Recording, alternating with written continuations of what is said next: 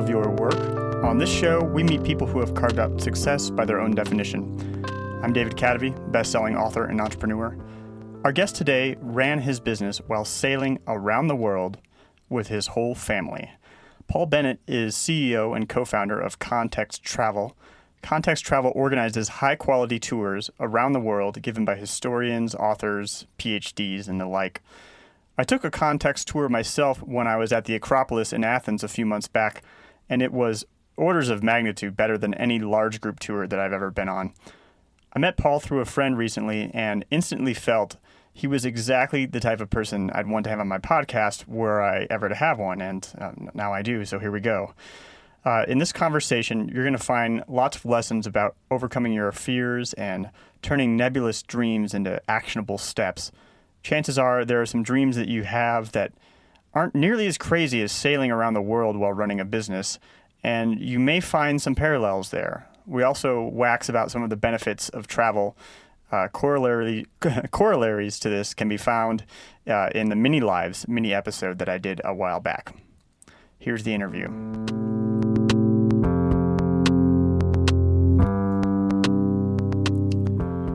Do you have a WordPress site? If you do, I think you should use WP Engine. WP Engine makes WordPress hosting super easy. I personally used to waste a lot of time keeping WordPress up to date or trying to recover from getting hacked. And since I switched to WP Engine a few years ago, I don't have that problem anymore. So I have much more time left over to do things like run this podcast. I should also mention that I've tried a couple of other WordPress hosting services, and I did not have pleasant experiences. Do you think having a site down for 5 days without a response from support is acceptable? I don't, and WP Engine has never let me down like that, and I can even call them on the phone when I have a problem. Right now, you can get 20% off your first payment at cadavy.net/WP Engine.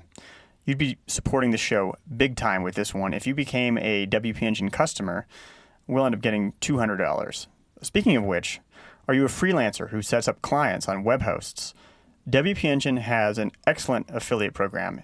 If you sign up for their affiliate program at cadavy.net/WP affiliate, you'll earn $200 or up to several $1,000s, depending on the size of the first payment, for each customer you refer. Here are those URLs again: cadavy.net/WP Engine to sign up for WP Engine, and cadavy.net/WP affiliate to sign up for their affiliate program.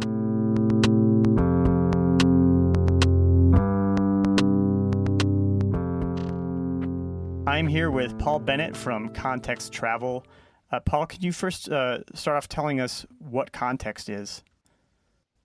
So Context is a travel business. We organize tours that are led by university professors, architects, chefs, basically experts in a variety of different topics in cities around the world. So, if you're going to Beijing and you want to visit the Forbidden City, and instead of just taking a tour with a tour guide, you wanted to meet a sinologist who'd written a book about the Ming Dynasty, then you would go through us. We would make that happen. So kind of intellectual tours for the culturally curious. Yeah, and I actually went on a Context tour in Athens, and it was fantastic.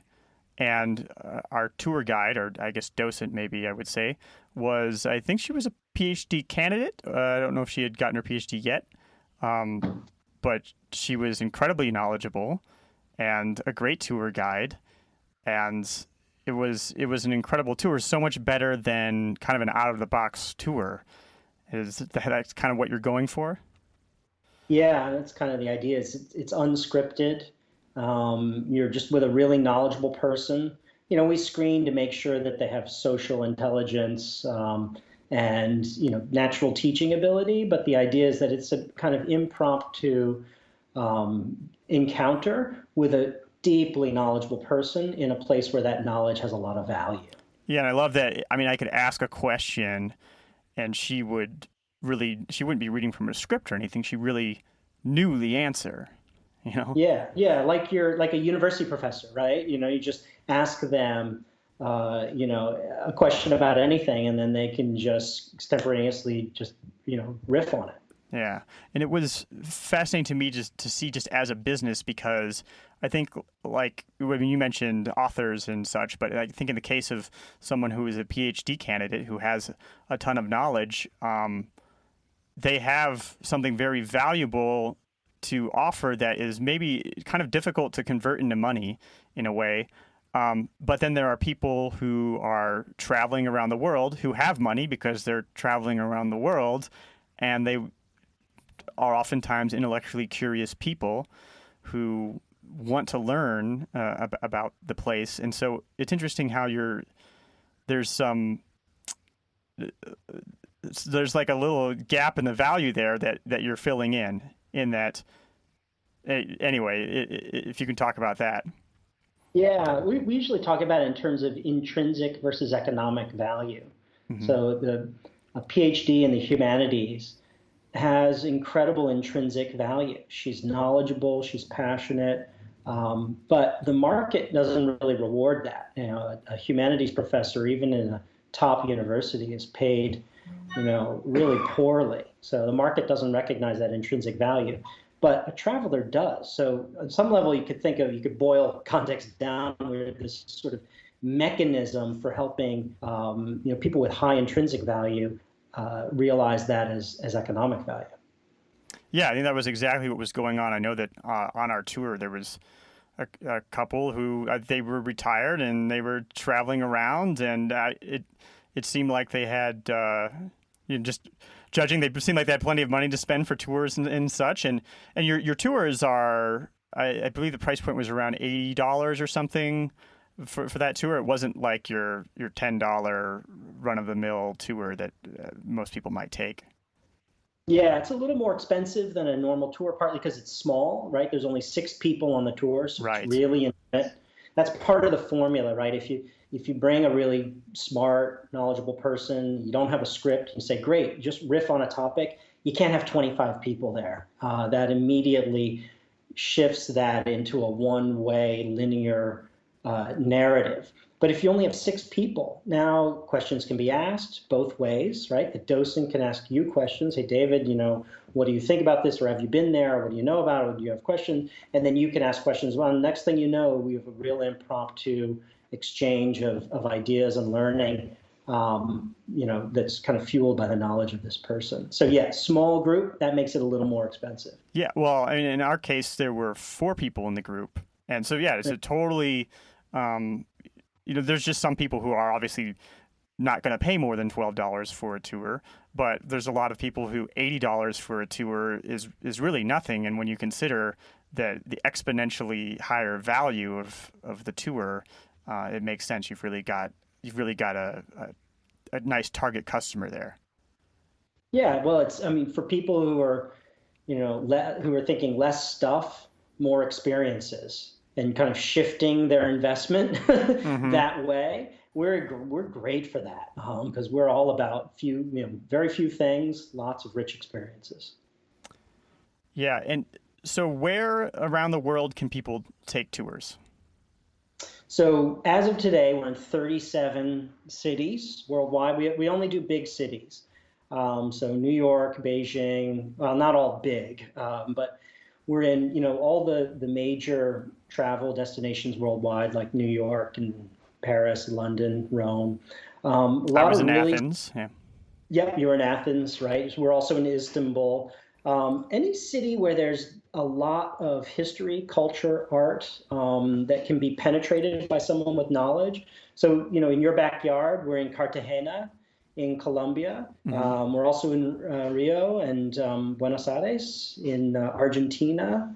We opened up last year in Sydney, Australia, and Melbourne, which was part of our, my travels through that area. Bangkok and Hong Kong are both brand new cities, and then all over Europe: Prague, Vienna, Budapest, Barcelona, Madrid, Edinburgh, Dublin. That's our core, our bread and butter is Europe. And I noticed something in your email signature. You mentioned that it's a B corporation. I've heard a little bit about that, but I'm not sure if I understand it completely. Can you describe that? Yeah, so B Corp stands for Benefit Corporation. And the idea there is that it's a triple bottom line business. So we're not just looking at at profit and the asset value of the business, but also looking at what benefit does it bring to local communities where we operate. What benefit does it bring to our employees?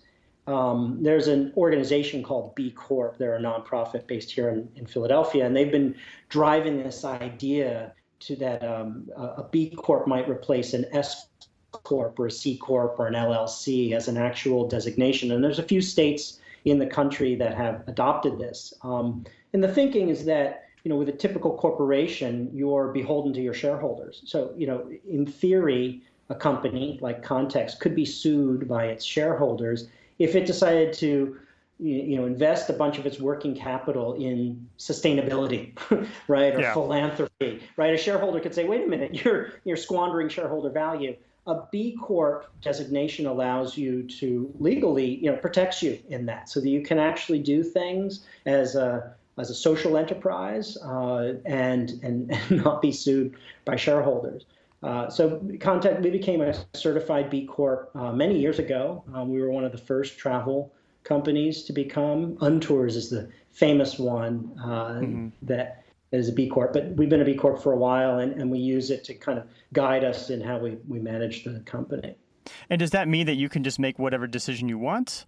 How is that guided? Of course. No, it means there's an auditing process. So you have to be doing certain things. And there's many different dimensions. So one area that we do work is in sustainability. We have a very low carbon footprint, which is easy to do as a walking tour company. We also try to do a number of progressive things as an employer.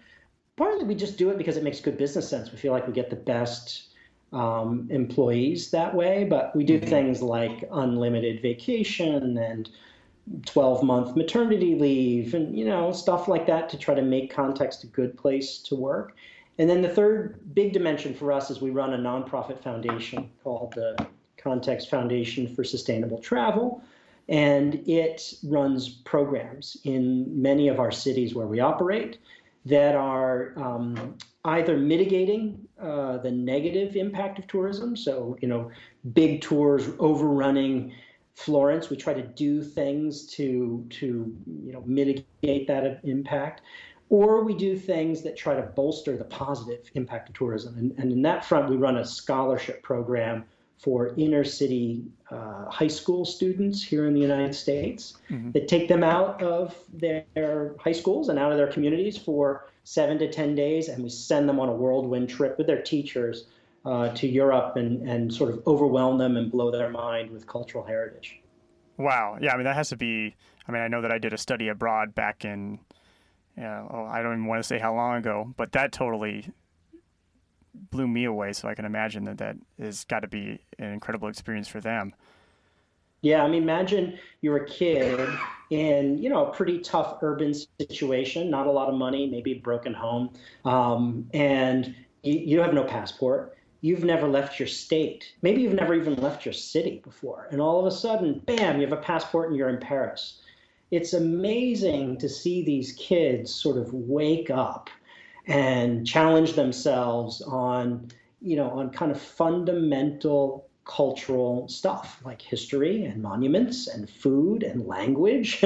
It's amazing. We have a bunch of videos of this. I actually never tire of watching them.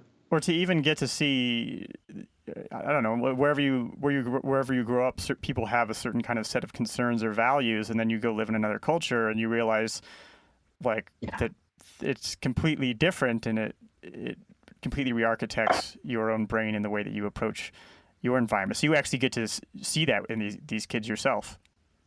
Yeah, one of my favorite stories, we had one of the earliest winners on this program. I met this young woman. She came over as a high school senior, and she was a very good student. So she was planning on going to college, but she was going to go to the local community college in Sacramento, California, where we run this program. She was totally transformed by this in the way that only travel can really do. She went back to Sacramento, and she ended up applying to Harvard. She was like, I can do this. Kidding me? Why can't I do this? Might She not have just, it was considered just, it otherwise, right?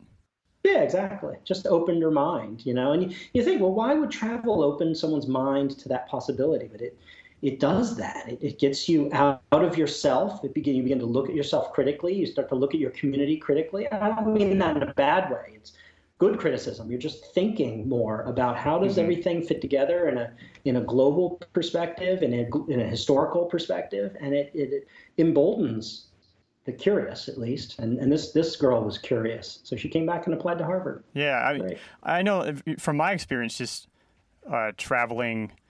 Uh, I guess it makes you realize that people that you hear about in movies or you see in a movie or you see on TV that they're really just kind of people, and even though you're from this small microcosm, you might think that that you're somehow different from them, but that whatever another human has done is something that conceivably you can do as well.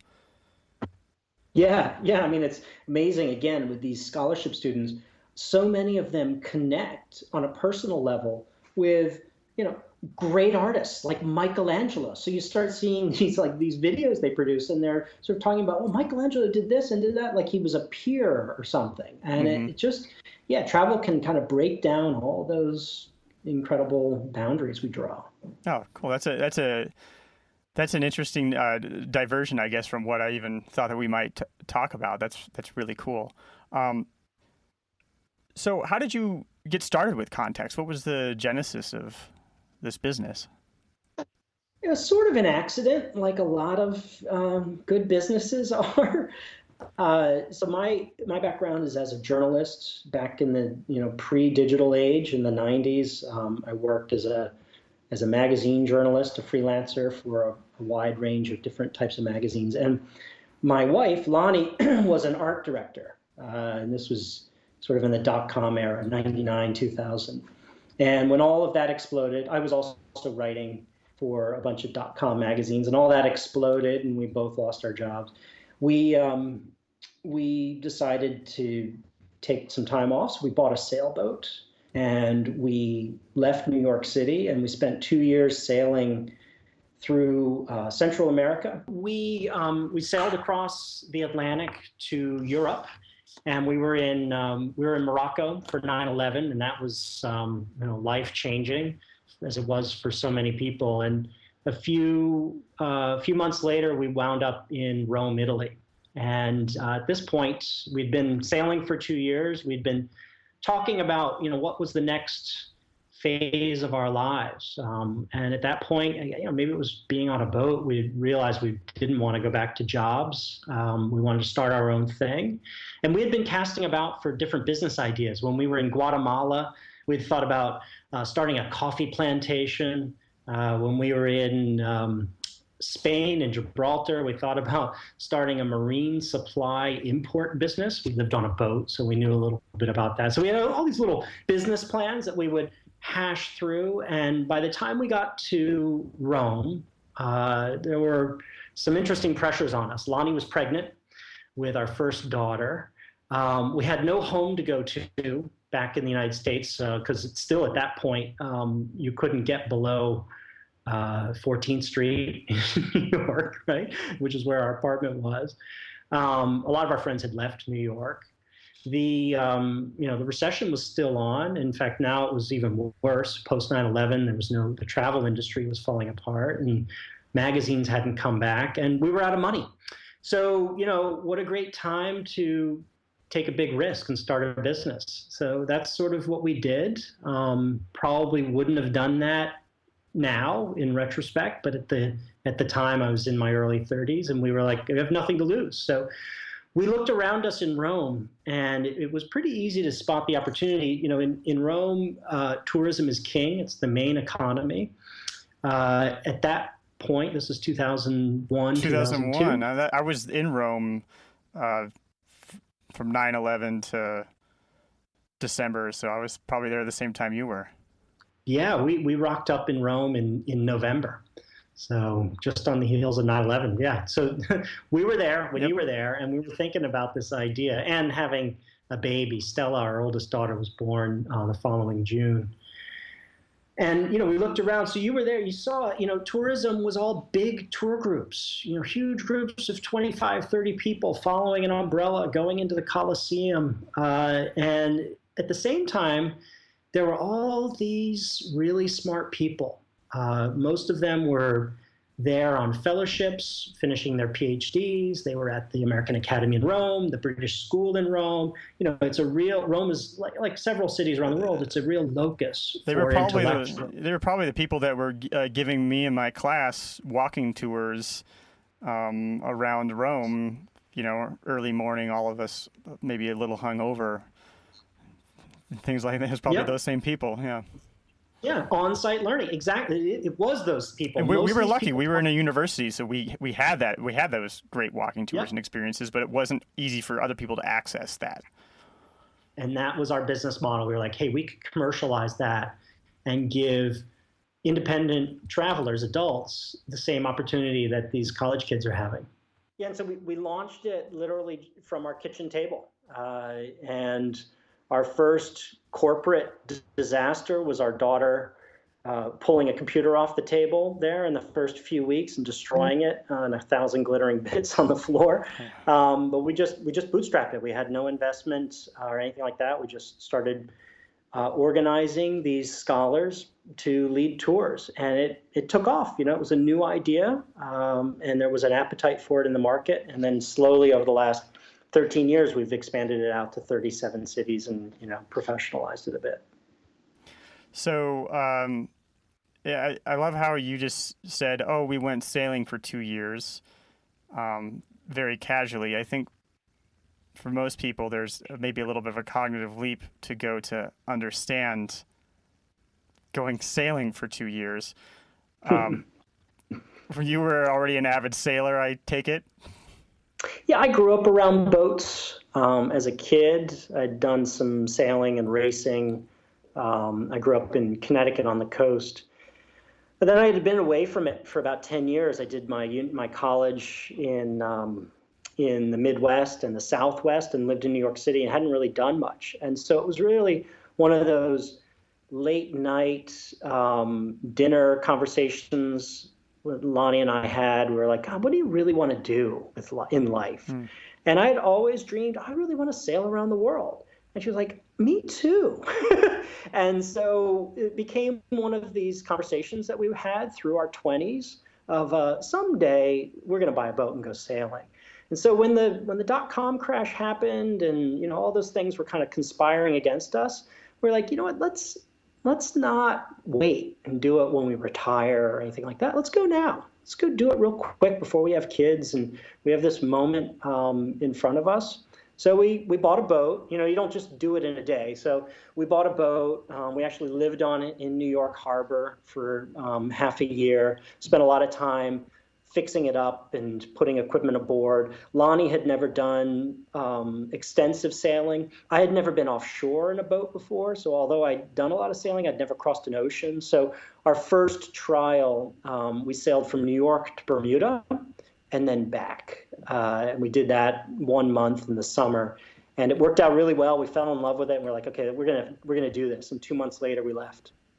So I like that you made like a little test. Yep. To try it out before you totally committed to taking off. Yeah, there's a lot of technical problems that you have to solve when you want to travel by boat. I mean, you need a boat and it has to be safe. You have to have certain equipment. You have to do some training and think about, worst case scenarios like sinking, other things like that. So that test was all about, testing that, all the training we had done and the equipment we bought. Let's go out and see, does it work, A, and B, does this fit? We were really nervous on that first trip of what this would do to our relationship. It was a small boat, it was only 38 feet. I don't know what the square footage was inside. I don't know, 15 feet, square feet. So, you're on top of each other and it can really test a marriage. In fact, in our preparations, we'd read a lot of books about couples that had gone sailing and then the trip had ended in divorce. Wow. The typical trajectory is the man really has this this dream and it's a conceptual dream, sailing around the world. And the woman is like, well, okay, that sounds like fun. I like sun. And then they get out there and she's like, I want to go slower, or I want to stay here. I don't want to cross an ocean, whatever. And he's like, no, we have to go. And the marriage breaks up. So Lonnie made me promise that wouldn't happen with us. And so we decided whatever we do, we're just going to enjoy it. And if it's not enjoyable, we won't do it. So we'll sail around. We may go only as far as the Bahamas, and then we'll take it from there. And through that first trip over 2 years, we literally made our decision to keep going every month. Oh, let's continue on, to Central America. Okay, let's cross back and go across the Atlantic. Okay, we just kept, making that decision, never really getting ourselves backed up against the corner of, oh, we have to accomplish this one big goal of sailing around the world. Were there any particular worries or blocks that were holding you back from getting started with this sailing trip? Well, so I mentioned it was a technical problem. So, dotting the I's technically and crossing the T's was a hurdle, right? We had to get the right kind of boat. We had to research what kind of boat you would use to cross an ocean. We had to get the equipment. We had to learn how to use it. We had to figure out the timing. What's the safest way to do it? So there was a lot of research. But I would say the biggest hurdles are more psychological. Our own psychology and the psychology of our family and friends. Most people don't do this. So when you sit down and say, hey, what do you guys, what's your plan for the summer? And your response is, hey, we're putting all our stuff in storage and we're going to take off on a boat and I don't know when we'll ever be back. And in fact, we've never been back to New York. That was the end of it. That's a hard conversation to have. So there's the psychology of your friends. Our family also really didn't want us to go sailing. They thought it was dangerous. They didn't know, they thought it'd be inconvenient, and it was, for them to come visit us. And then you have your own self-doubts, something you haven't done before. Is it going to work out? Are we going to get along? Is it going to be safe? And getting over those hurdles is, that's a process. The good thing about it, kind of like, working out, is once you get over those hurdles and you get accustomed to jumping through them, it becomes a lot easier. So when we took a second trip to 11 years later, it was a lot easier. And that trip had a lot more at stake. We had children at that point and a business, sizable business. Those hurdles were actually easier to surmount because we had already trained ourselves to think unconventionally. Yeah, this is something I found myself in. I typically will go places for a month or two at a time. I've got to get my apartment ready and rent it out to somebody and then go to a new place. And I've definitely, my nervous system just seems to have really relaxed over anything that may have concerned me in the beginning, and it just gets easier and easier. Yeah, exactly. You almost habituate yourself to, weird life changes that baffle other people, and it starts to become the norm for you. When people would voice concerns, like your friends or family, did that get to you and make your doubts worse? Didn't get to me. It definitely heightened my doubts, but I think in a healthy way. Look, sailing is dangerous. You can sink and drown and all of that. So you want to be as conservative as possible. And so it helped me focus on that singular problem, solving that problem. And when I went out with kids, there was even more at stake. So, I don't resent that at all. You just can't let it, limit you. You have to channel it so that it focuses you on the right things. And in this case, it focused us on safety, preparing the boat and being prepared ourselves for crossing, major bodies of water. I think a lot of people fantasize about things such as going sailing for a couple of years or going and living in another city for a little while. But I like how you eventually had to get methodical and start breaking down all the different things that would really just be overwhelming when you're first thinking about it. Was there any particular point at which it went from being a dream to, okay, here's the things that we have to tackle to make this happen? Yeah, there was definitely a tipping point in both trips. So in the first trip, I mentioned it sort of happened in the context of the dot-com meltdown.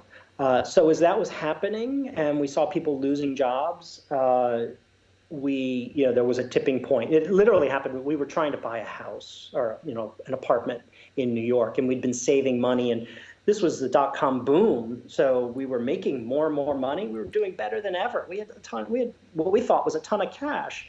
And we kept going out to these open houses and getting outbid by people who had a lot more cash, and the prices were going up. I mean, typically at that point, maybe it's no different today in Manhattan, but we would go to a property that was listed for, I don't know, these are 1990s prices, so it might be listed for $350,000, and you would go in, knowing that you probably could pay 325, and you would leave because somebody bid 475.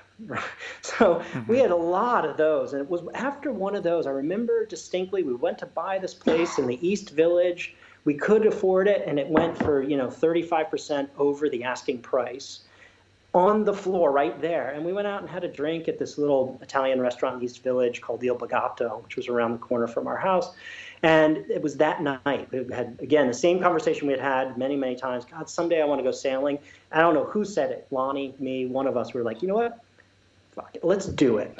We've got some money. Let's buy a boat. Let's just do it. And the next day we started methodically figuring out, well, what kind of boat do we need? What equipment do we need? Where would we go? How would we work? And start solving those problems in a very kind of procedural manner. Wow, it's interesting how there was kind of this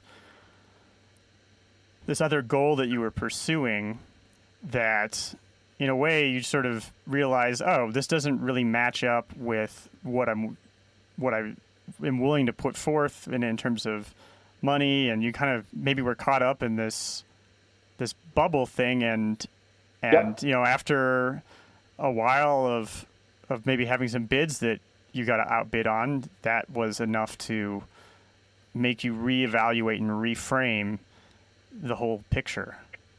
Yep. Yeah, it was chance on some level. I mean, one of the best things that ever happened to me was not being able to buy a house in Manhattan. Yeah, I mean, I can think of a moment similar once when I was said I wanted a certain apartment somewhere in Palo Alto, California, I think, and somebody else took it like he had been there 15 minutes earlier than me, and I ended up living in San Francisco instead, and that was a whole other formative experience. So much better. Very butterfly effect. Yeah. Though in your case, just exponentially different. Imagine if you would have won one of those last bids. Yep. Yeah. Well, in my case, because it led to sailing, which then led to context, which then led to more sailing later on in life. So yeah, truly, if we hadn't taken that first leap, I'm not sure how things would have turned out. Probably far less interestingly. And you said earlier, I don't know if I would have done this now when you were starting context. Can you dig into that a little bit? Well, yeah, I think as you get older, you get more conservative, in your thinking, less risk prone. So yeah, I think I'm a little more risk prone than a typical 46-year-old, but or 45-year-old, not quite 46 yet. Because I've habituated myself to that. But if I was just starting out faced with what I was faced at 30 right now, and the choice was, hey, dump everything and go sailing, it would be a lot harder at 45 than at 30. I think that's just normal. Well, I mean, you were talking about the situation of being in Rome, and you were out of money, and I mean, was there something you might have done differently?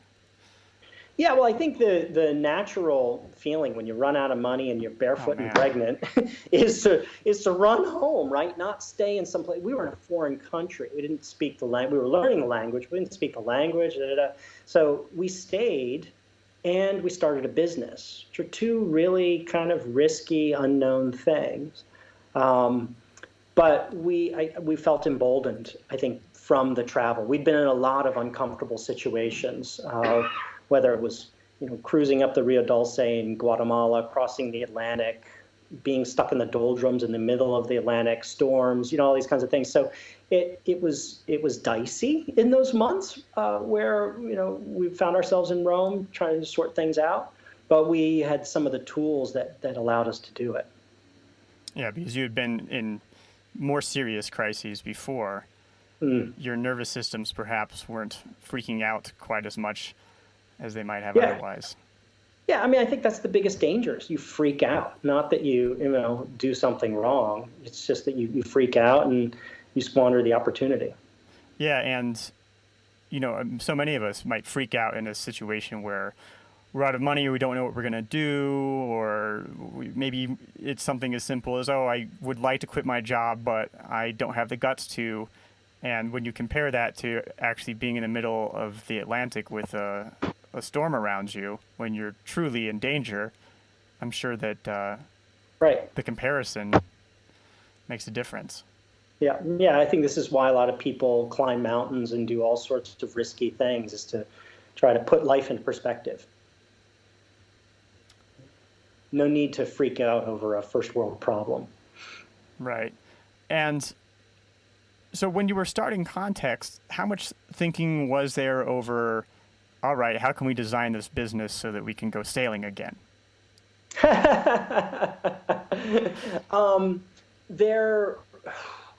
Good question. I would say not a lot of conscious thinking. Mostly we were concerned with how do we design a really successful business. We were in Rome. We stayed in Rome for 5 years, and we had 2 children there. So we were pretty permanent at the beginning. But then as we grew the business and we realized, this business can work in a lot of places that look a lot like Rome, Florence, Venice. Then we went to Paris, London. The first move we made was we moved to Paris, and we did that opportunistically. We could have expanded the business there and not moved there, but we were like, let's use this as a vehicle for doing something that we want to do with our lives. And then, from there, we then expanded to the rest of the world. It was further on where we realized, okay, we want to go sailing again. We need to design this business so that we can do that. And we sort of made that shift around 2010. So our oldest was about 8 years old, and we could look forward in the future, or 7, I guess. And we could see there was a time when she would be 11-ish, and our youngest would be 5. And that would be a really key time to go sailing again. And we just learned so much from the first trip. If you love travel, there's no better way, in my opinion, to travel than by boat. And we've held that through our lives, and we knew we wanted to take our kids on that kind of a trip. The second trip we planned at a much longer horizon. For about 3 or 4 years, we had it in mind. And the main issue for us was setting up the business so that we could manage it from afar. Wow. So it was roughly 8 years between your first 2-year trip and then your next trip with your kids. It was about 10 years. We took off on the second trip in 2013, and we finished the first trip. About 11 years. Finished the first trip in 2002. Oh, okay. Yeah, I guess that makes sense. Not have a math degree, but I think that's how it ends up. So, what were some of the logistical changes that you had to make in order to make this business work while you were on a boat in the middle of the ocean? Yeah, luckily, our business is spread out around the world, right? We operate in 37 cities around the world, so a whole half of our business is just scattered to the winds. We have people who work for us in Hong Kong, Istanbul, London, and all of that's managed virtually. I do make trips and see people face to face, but a lot of it is via Skype and Google Hangout. So we have that culture kind of baked into the business. But the other half of the business is here in Philadelphia. And I had actually gotten myself into a bit of a rut we've been here for 6 years. I'd been coming into the office every day like a real worker and realized that a lot of business processes and just sort of cultural things were revolving around me. We're a small business, and Lonnie and I are the founders of it, so we sort of fell into this trap of the owner founder, where people can't think on their own without running it by me, getting my buy-in, checking things, little things, and it's really not structural, it's more just cultural. So I had to break that, and one of the first things I did was stop going into the office. So I started, a year or two before we left, working a lot more from home. I only live 2 blocks from the office, so there's no good reason why I should stay at home rather than come in. But I started just doing it on purpose, several days a week, just habituating people. I gave up my desk, and I did things like that. We also had to make a lot of little structural changes in terms of what my role was. I had to look at what's my role in the business, and anything that's operational that requires me to operate it, take me out of it. So there were a few promotions that we had to do. We had to do a few hires and kind of reorganize a few things. I offshored some stuff to some virtual assistants and some offshore bookkeepers and things like that. Kind of that 4-minute work week or 4-hour work week, whatever that book is. I'm not sure how. You were ahead of Tim, it sounds like. Just did some of those things. But again, kind of the bigger thing was sort of a mindset for me and for the people that I work with, just getting them to think a lot less of me. I'm not as important as you think I am. And then setting up structures so that when I was traveling, I could dive into things very quickly and help out when needed, but then step back. So sort of strategic stuff. So one of the things I did is I have a meeting with pretty much everybody, one-on-one in the business. And I have that every month. It used to be spread out all over the month. I now do it all on one day. It's a terrible day. It's back-to-back, Skype meetings.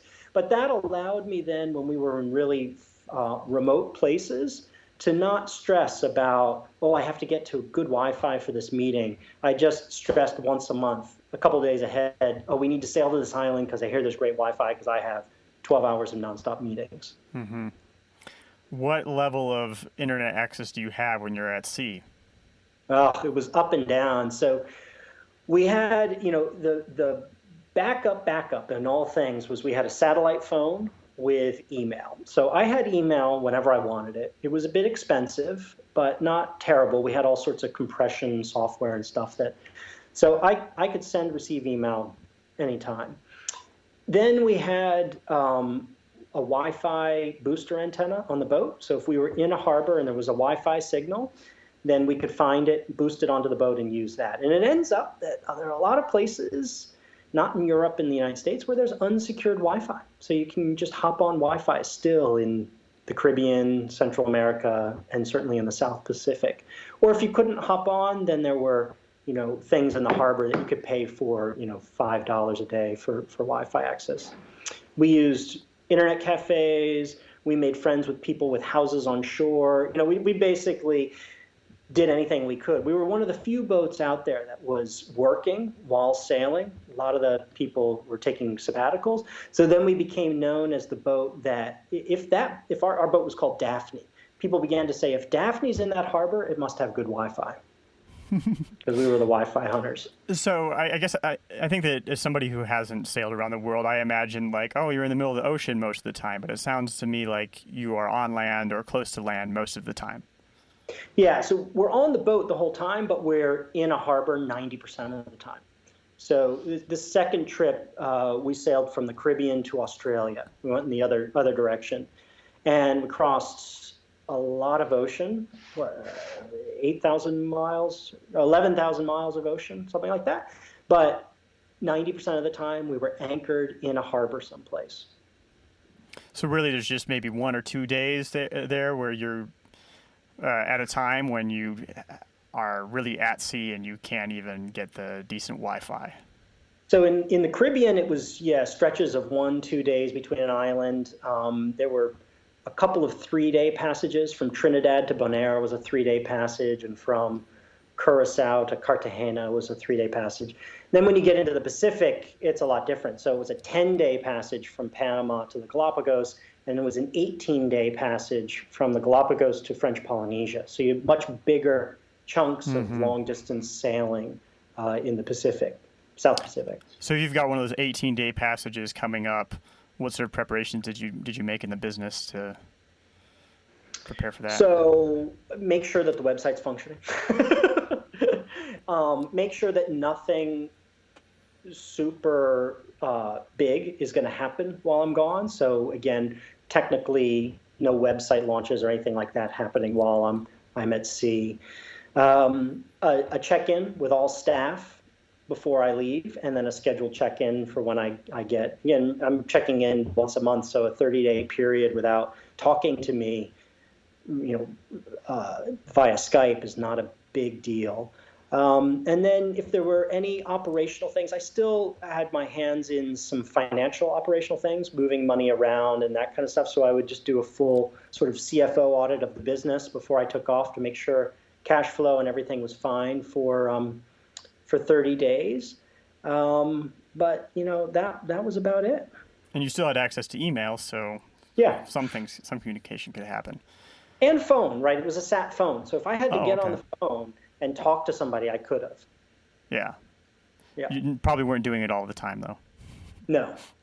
Very, very infrequently. So our schedule on an 18-day passage, Lonnie and I divide the sailing into 6-hour chunks. And I take the middle of the night chunk. So from midnight to 6 in the morning is my shift. And then she's on 6 in the morning till noon. I'm noon to 6 p.m. Blah, blah, blah. So typically when I came on watch at midnight, I would download all my email.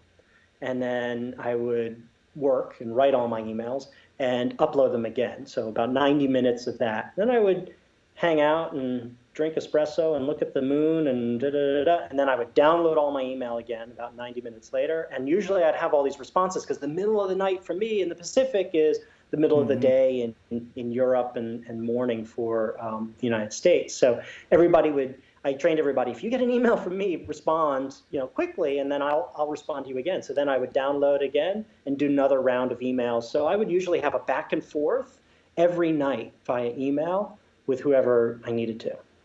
So basically, somebody has to be awake on the boat the whole time, and that was okay. Yep. Just that was a detail. Yeah, someone's awake all the time. Now, single-handed sailors break that rule all the time and go to sleep, but for us, someone's awake all the time, and that's critical when you're sailing through. Like in the Caribbean, there was lots of boat traffic and stuff like that. There was nothing in the South Pacific. We left the Galapagos. We didn't see a thing for 18 days. What's that like psychologically? It's awesome. It's really great. I mean, it's existential, it's dark, it's light, it's euphoric, it's everything. Wow. Yeah. And so now that you are on land, are there any things that you sort of set up to work the business logistics while you were away that have remained and that you don't think would have ended up that way had you not left? Benefits that way? I think the whole backing out of operational stuff, I was in a real hole operationally in the business where things really had to gravitate around me. And now in being back, I'm not stepping into that. So I actually still don't come into the office very often. In fact, I don't even have a desk in our office. I had one until this morning. We hired a marketing manager and he took my desk. Mm-hmm. Do you find things slipping back into habits that might make things tricky next time you're at sea? I can see that danger, definitely. There's always that magnet. Oh, he's nearby, let's ask him something. I'm nearby, let me hop in something. So there are operational discussions in meetings that I have to consciously not get involved in. And I think that's healthy for everybody. I partly do it for selfish reasons, but I think it's also really good for the people who work around me.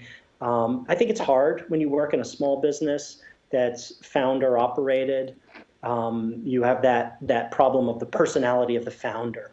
And I think it's really healthy to strip that out for people. Now, what about the logistics of sailing with children? I would think that that would be another thing that would make a lot of people say, "Oh, well, we can't do this." I mean, I don't have children, so I don't really know what it's like. But I have friends who might say, "Oh, we can't travel because we have kids," and they're talking about traveling where they're on land and not on a boat.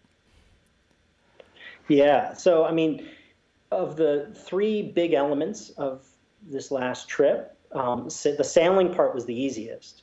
The running the business was the next hardest thing. And the hardest thing was homeschooling our kids. That was tough. And like all tough things, it was incredibly demoralizing at the beginning. And then we figured out how to do it. And the second year was fantastic. But that was a real challenge, to understand how to teach our kids what's their learning style, how to communicate with them in a whole new way, how to organize that whole project so that they got the most out of it and it worked for our family. That was a very tough nut to crack. Were there any big lessons learned there? Yeah. So when we set off, we had this lofty idea that we would have an unstructured approach to homeschooling because the trip itself was so educational. So every time we got to a cool place, we would structure our curriculum around it. Well, guess what? We're not teachers, so we don't have a skill set to fall back on.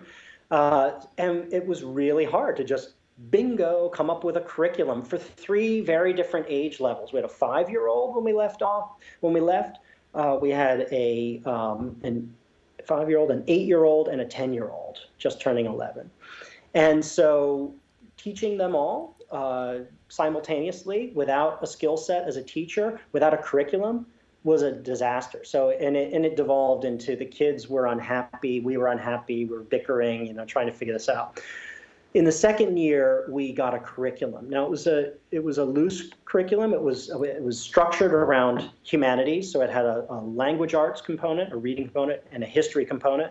We got a language curriculum and we got a math curriculum. We kind of cobbled these things together, but it gave the days structure. So there was expectations. The kids knew that there was certain expectation. We knew sort of how to follow. We could fall back on it, and then we could riff off of it. So if we were in a really amazing place, we just put the curriculum aside for the day, or we take it with us and go do it on site, like at a Polynesian archaeological site in Nukuhiva or anything like that. That made it a lot more successful. Mm-hmm. And then structure. We structured every day.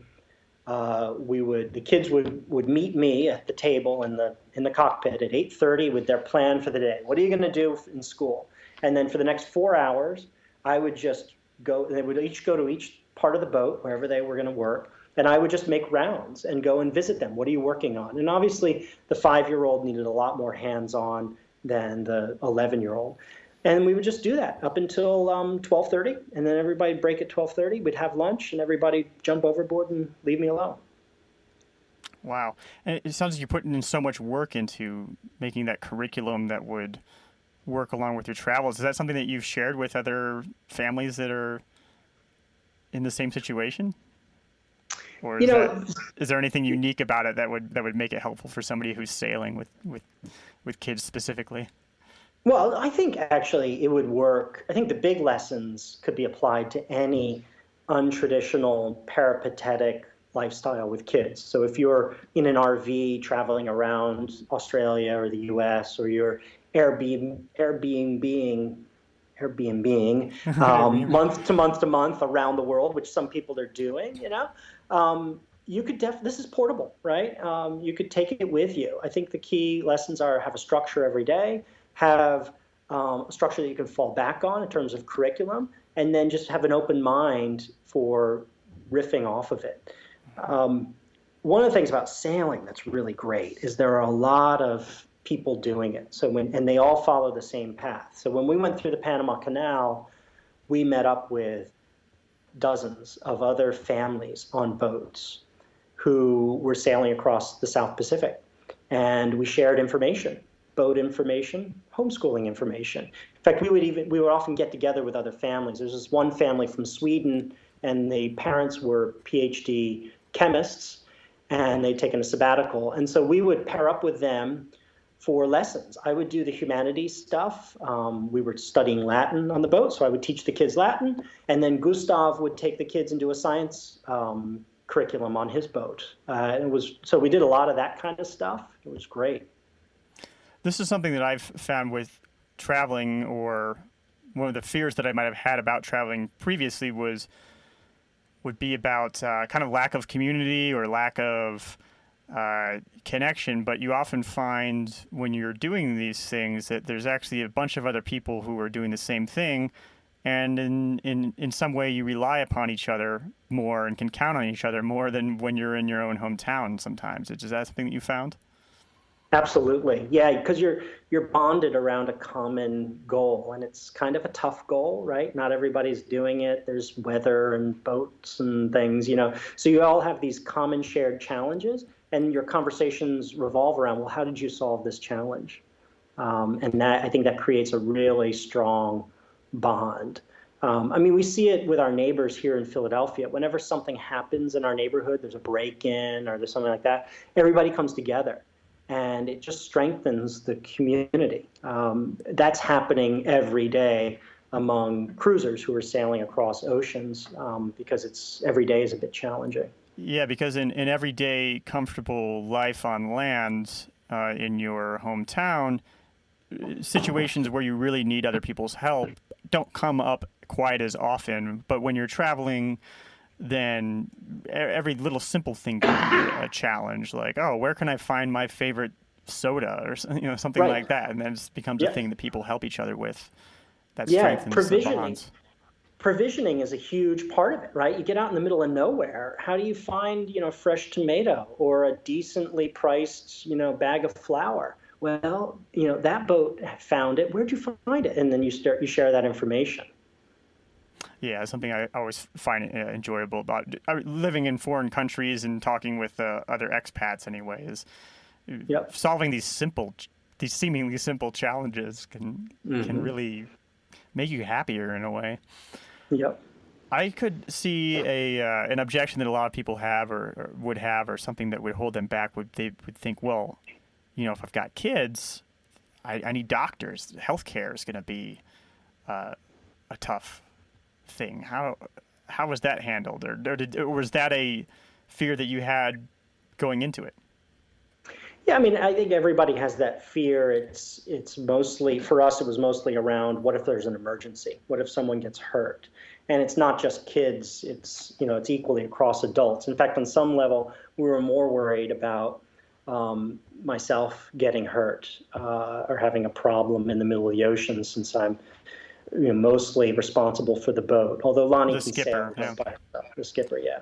But that is definitely one of the dangers present when you go long distance sailing, and there's a lot of preparation you can do about that. You can get certified in CPR and first aid, which we did a little bit of. You can also carry with you a lot of medical supplies, which we did. A sat phone is really helpful. 2 sat phones is also really helpful, so that if something happens and you have all the supplies ahead of time, you can call a doctor. So we have a really good friend. We live in Philadelphia, which is a medical capital of the country. There's so many hospitals here, and a lot of our friends are docs.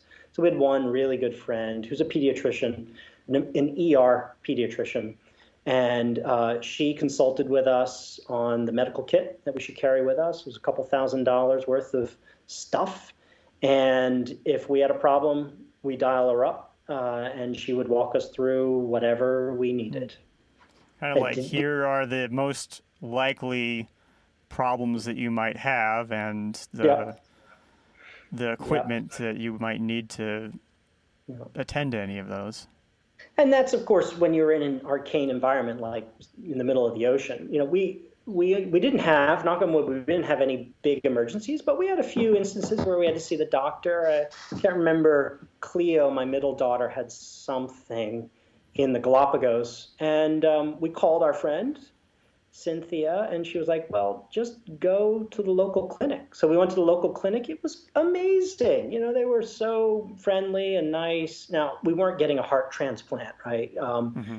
But just for basic medical care, it was not a problem. And this was a little bit off the grid in the Galapagos. If you're really on the grid, like in Cartagena, Colombia, or Panama City or something, you can get fine medical care. So now that you've been on land for a while, are you itching to get back to sea? Is that going to happen? Yeah, it's the itch has come quickly. I mean, do you just kind of Yeah. find that, in a way, because you have tackled all of these fears that might hold back a lot of people, and have discovered which ones are realistic and which ones aren't, most of them not being realistic, does it make it a little difficult to relate to the concerns of most landlubbers? I don't know if it makes it hard to relate to the concerns of landlubbers, but it definitely frees my mind up for a lot more dreaming of where I want to go next. Like if I think with someone else, they might think, oh God, it would be so great to go sailing through Indonesia. For me, that's a reality. Like I can imagine, I have friends who are doing it right now. Hmm. I know what it would take to do that, and I can really dig into that dream in a kind of process manner. Like, okay, well, how would I do that? How would I get there? What would I see? So yeah, that tends to make you a bit itchy for doing the next thing that you want to do. And for us, it happens to be sailing through Indonesia. What's the biggest compromise you've had to make in getting where you are today? Oh my God, biggest compromise. Wow. Is it possible to say I've had to make no compromises? Some people have said that. They might be fooling No. themselves, but Yeah, no, they're fooling. I mean, every day is a compromise, right? I mean, just being here is a compromise. I would much prefer to be sailing. When we were sailing, we had to compromise. There were days where I had to sail to an island for a meeting, but I would much rather have just stayed on an island. School is a compromise. There are days when, Stella wanted to only do history, but she has to do some algebra as well. So I think that's a healthy part of life. And as a parent, it's something you teach kids is how do you manage compromise? How do you make those compromises without them being capital C compromises that hmm. deaden your life or drag it down. And you can manage compromises and you can manage them in a certain direction to make your life really interesting and cool. So I think, yeah, I'm tempted to say, oh, I haven't had any compromises, but in fact, I have them every day. I just consciously try to manage them in a way so that I can have a great, really interesting life. Your mental framing of the compromises sounds like a healthy one, right? Yeah, right, exactly. I like that. I like that phrase of it. When have you left money on the table? Oh my God. Well, I mean, the biggest one was during the dot-com boom when Amazon, I was working in books at the time. I was in publishing, and a little known company called Amazon.com floated an IPO.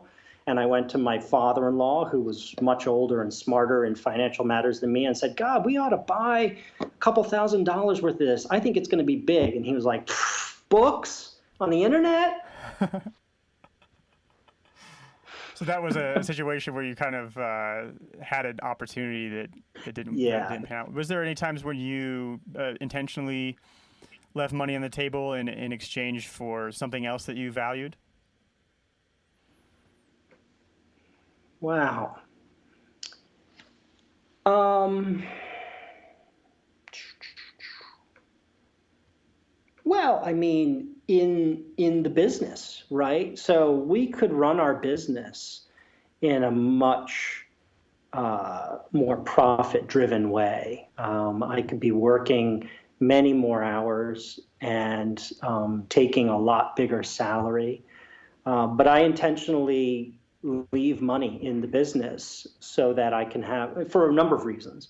One is it is a social enterprise, or it has that component to it. It's a B Corp. So in order to have a healthy, ecosystem of people here, we invest money into their lives. But also I leave money on the table in the business so that it grows in value, which is probably not technically leaving money on the table, but it's not, taking rewards that maybe I should take. And probably there are entrepreneurs out there that would scoff at that and say, no, you should take every penny of revenue out of it. But I also take a lifestyle out of it that's really important to me. So, it is a lifestyle business on some level, and I'm not ashamed of that. I don't think there's anything wrong with that. I also think it's a high value business as well, and it's growing very well right now, so I have no complaints. That's great. Yeah. What was the last book you read that changed the way you saw something? Well, the book I'm reading right now is 1177 BC, which is a book about the collapse of civilization in the end of the second millennium BC. And the really cool thing about it was how globally interconnected all these civilizations were around the Fertile Crescent and the Mediterranean.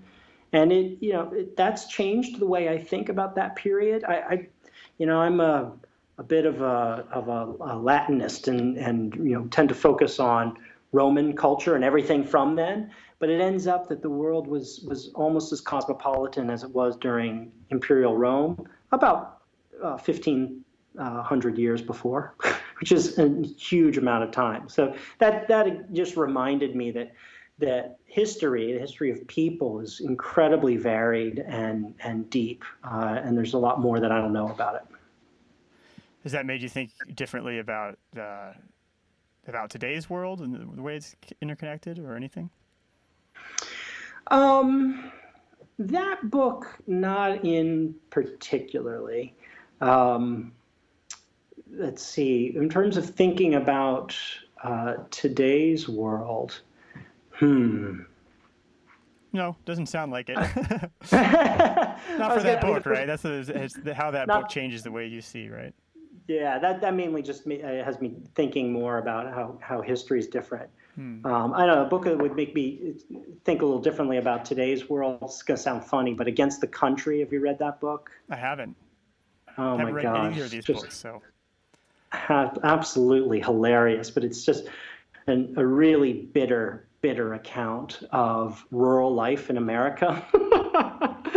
And I'm a bit of an urbanist. I live in cities, so sometimes I can be a little bit conceited about country life. But this book just really eviscerated country life, and it's beautifully written. Makes you more confident in not living in the country. Is that? Yeah. I do love me a tropical island, though. Oh yeah, me too.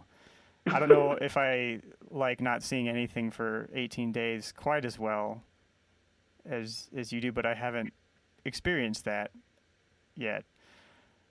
I guess I want to do one of those 10-day Vipassana meditation retreats. It might be a similar. Oh God, yeah. I think those are even more intense. Because at least on the boat, I mean, I had my kids and my wife around. There's stuff going on. I'm talking to myself, right? But that is serious stuff. All I don't know sorts that of stimulation going on the boat, and there's cognitive challenges going on, things to distract you from your internal dialogue. Yes. Mm-hmm. Or is it internal monologue? Maybe.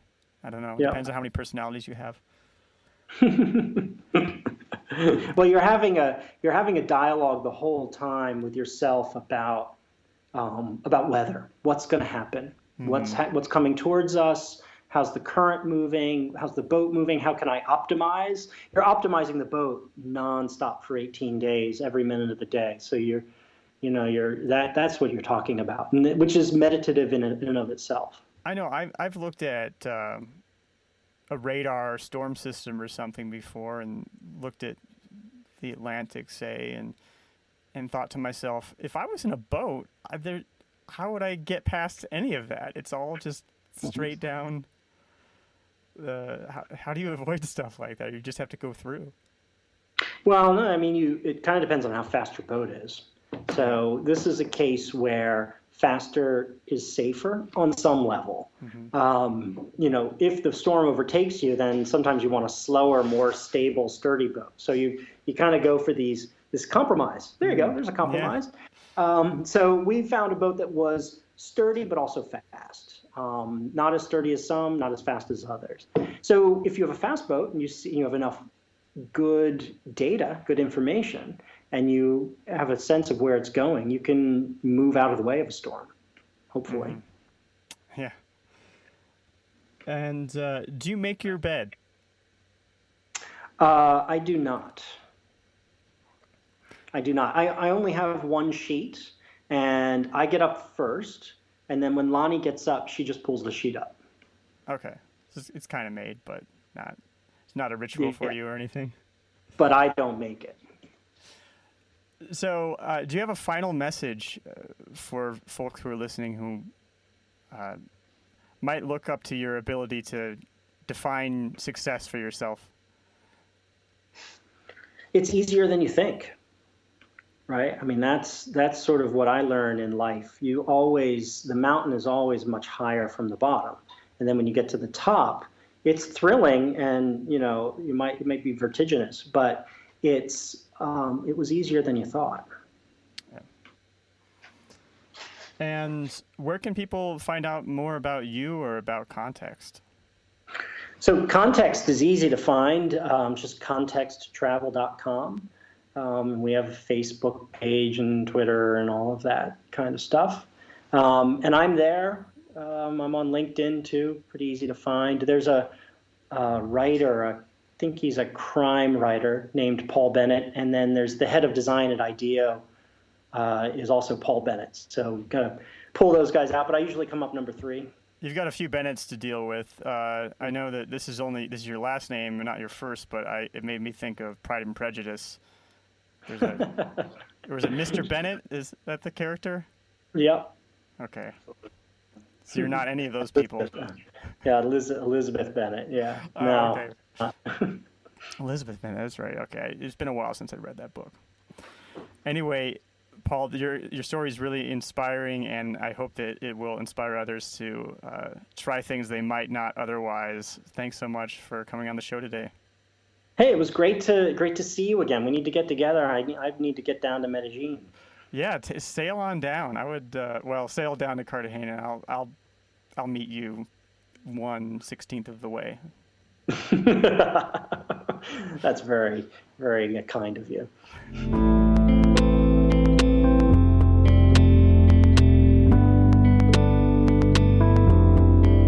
So, there we have it.